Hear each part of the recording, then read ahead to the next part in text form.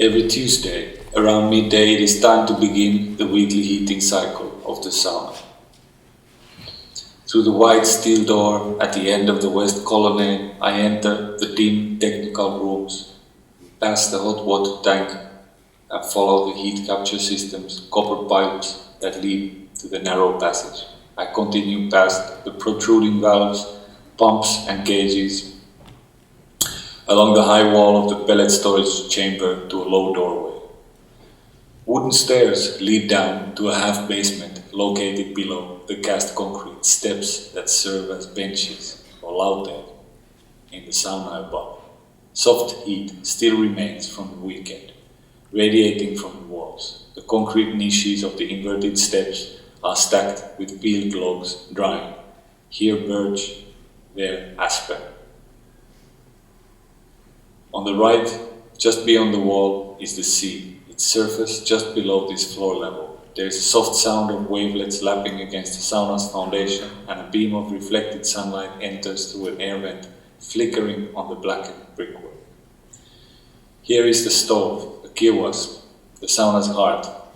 Like a building within a building, it rises from its own foundations. Its outer cladding in brick, insulated with silicate and sand, its inner masonry of cast ceramic blocks enclosing chambers filled with hewn peridotite stones set in rising spiral arrays. The hot core of this kiwas weighs more than 10 tons, and thus it takes time to heat it properly. Our lives as the self-appointed idiots or caretakers of this public bath revolve around this structure and its use. The stove's upper volume is still hot from Sunday's heating. The thermal pairs give readings from within the upper combustion chamber, 180 degrees on the men's side, labeled I for Itä or East, and 150 degrees on the women's side, labeled L for Länsi, West. Above hangs a composition of technical volumes, the stainless steel casing of the heat capture chimney, two symmetrical connecting flues from the stove wall with double hatches for controlling the flow of smoke, and a diagonal fuel transfer tube suspended chains with motors, rods, pipes, cables, all bearing a patina of smoke, sawdust, vapor and heat. This is the carceri, and I am its voluntary prisoner. On a concrete ledge between the two furnace hatches and ash pans is the pellet burner, a crudely crafted metal box connected to the stove via a thick pipe. A few exposed technical components, fans, motors, sensors are mounted on its side, with bundles of cables running to a small grey wall-mounted unit. Breaking the silence, the flue hatches are now pushed to their correct positions with a long metal bar. After placing thin wood shavings and a coil of birch bark into the air hole of the burner, the starter fire is lit. Then, accompanied by the sharp staccato of the great motor and the fuel augers murmuring from above, wood pellets start falling into the gasifier. The first ones make the great ring, and then the others fall softly, wood on wood. As the whir of the ejector fans reach its base note, the starter flame is sucked into the gasifier's combustion chamber, climbing up and into the porous volume of pellets. This firing up produces a whirl of smoke from the chimney, but as the pyrolysis reaches its full power and stasis, the wood burns cleanly, without smoke or scent, its voice having grown into a sustained, muted roar.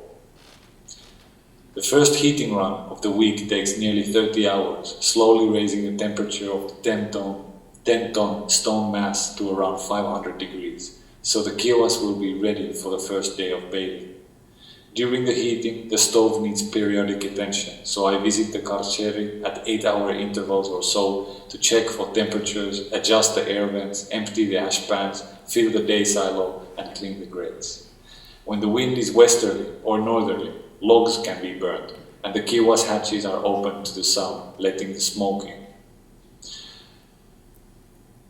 The smoke gives the sauna a black patina and leaves an aroma in the stove steam, which is ejected every time lily water is poured on the hot rocks. During the heating, the smoke fills the room completely.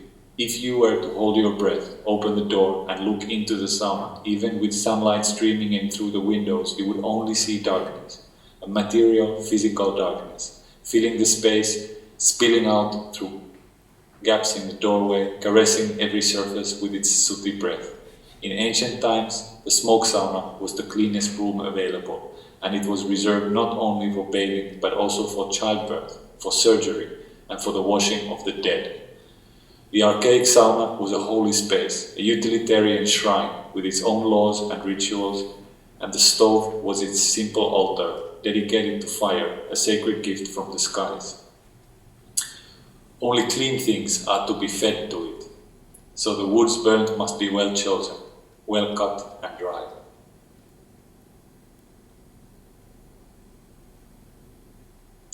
The building is situated on the southeastern corner of a small peninsula of artificial land. To the south, across the waters of the strait, is the old center and the gilded onion-shaped cupolas of the Orthodox Cathedral. To the west, a lawn, a marina, concrete bridge, an empty lot, a market square.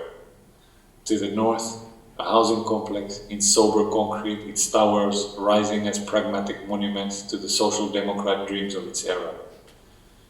To the east, across the harbor waters, a tall black mountain rises from the shoreline.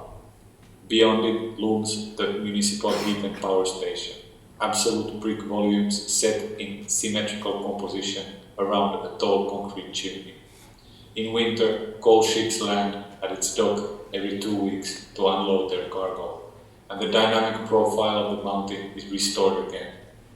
We enjoy the view, but choose not to participate. We have our own fire, we make our own heat. Our energy comes not from buried fossils, but from a clean fire with inexhaustible fuel fed by water, wind and sun.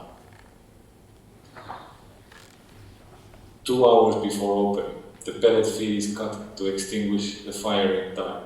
The stones within the kiwas glow in the dark, and any soot or ashes that may have tainted them during the early stages of heating has now burnt off.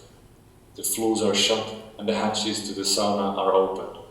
A first steam, häkälöily, is given by pouring fresh water onto the hot rocks, and the kiwas responds with a deep baritone hiss, filling the room with a breath of intense heat. The sauna is ready. The neon sign is lit and the front door is unlocked. If we heat it, they will come.